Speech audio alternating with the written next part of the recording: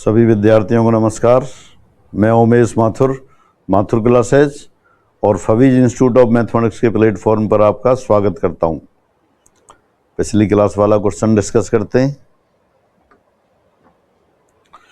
यदि F X equal to lambda sine X plus 6 cos X upon 2 sine X plus 3 cos X निरंतर वर्धमान हो तो lambda का मान पूछा है। If F X is strictly increasing then which of the following is correct. तो एक आप रिजल्ट पढ़ते हैं। रिजल्ट होता है यदि एफ एक्स बराबर A sine X plus B cos X upon C sine X plus D cos X निरंतर वर्धमान होता है जबकि A D minus B C greater than 0 हो। कौन सा function? F X equal to A sine X plus B cos X upon C sine X plus D cos X. ये फलन वर्धमान फलन होता है यदि A D minus B C greater than 0 हो। ये सबको पढ़ाया हुआ है, स्टडी मटेरियल में भी दे रखा है। तो ए डी सब लिख देते हैं। ए क्या है यहाँ? लेमडा। डी क्या है? 3 माइनस बी क्या है? 6। सी क्या है? 2। ये ग्रेटर देन 0 यानी कि lambda should be greater than 4। तो ये आंसर आ गया, फोर्थ ऑप्शन आ गया। और अगर ह्रासमान की बात होती तो A D minus B C less than 0 होता। यहाँ क्या था? एग्जाम वाला क्वेश्चन है कॉलेज लेक्चरर में। यदि एफ एक्स बराबर A sine X plus B cos X upon C sine X plus D cos X निरंतर वर्धमान है तो ये निरंतर वर्धमान कब होता है? जब A D minus B C greater than 0 हो। और स्ट्रिक्टली डिक्रीजिंग कब होता है? जब A D minus B C less than 0 हो। डिक्रीजिंग के लिए पूछता तो लेमडा लेस देन 4 और ग्रेटर देन के लिए वो वर्धमान के लिए lambda greater than 4। A D minus B C greater than 4 आ गया और उससे लेमडा ग्रेटर देन 4 आ गया। आप इसको सॉल्व भी कर सकते हैं। Suppose given function is F X equal to A sine X plus B cos X upon C sine X plus D cos X. ये फंक्शन दे रखा है, डिफरेंशिएट कर देते हैं। डिफरेंशिएटिंग इट, इसका x के सापेक्ष अपकलन करने पर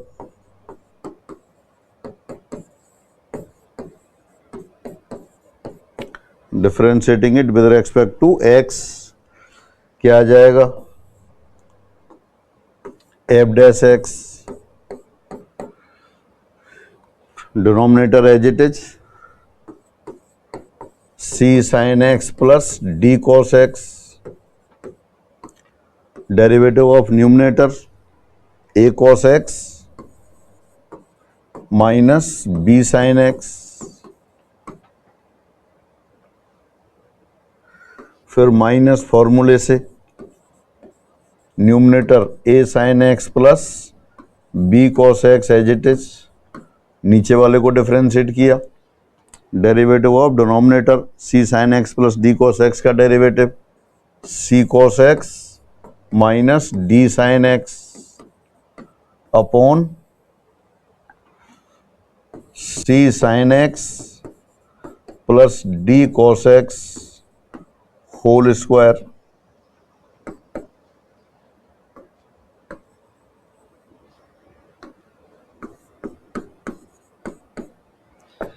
कलेक्ट करते हैं टर्म।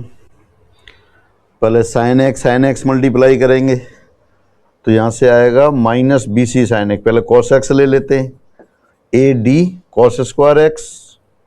और यहाँ से देखते हैं minus minus plus A D sine square X. तो ए डी इंटू 1 आ गया।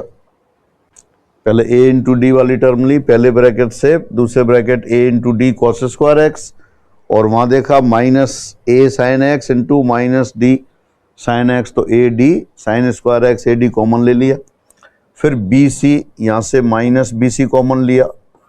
यहाँ से आएगा minus B C sine square X और यहाँ आ गया plus minus B C cos square X तो बी सी इंटू 1 हो गया। फिर साइन कॉस वाले पद लेते हैं, सी साइन एक्स का इससे किया कॉस एक्स से, तो A C sine X cos X आ गया। यहाँ से minus A C minus B C sine X cos X, और लास्ट में देखते हैं minus A C sine X cos X और A C A sine X C cos X minus A C sine X cos X और B D. तो यहाँ ये गलत कैसे हो गया, ये बी डी आएगा यहाँ, बी डी। तो A C minus B D sine X cos X, और वहाँ से A C minus B D sine X cos X with negative sign, तो ये 0 हो गया। और नीचे वाली टर्म है वो ऐसे कैसे लिख दी, C sine X plus D cos X whole square. तो ये आ गया आपके पास A D minus B C upon C sine X plus D cos x.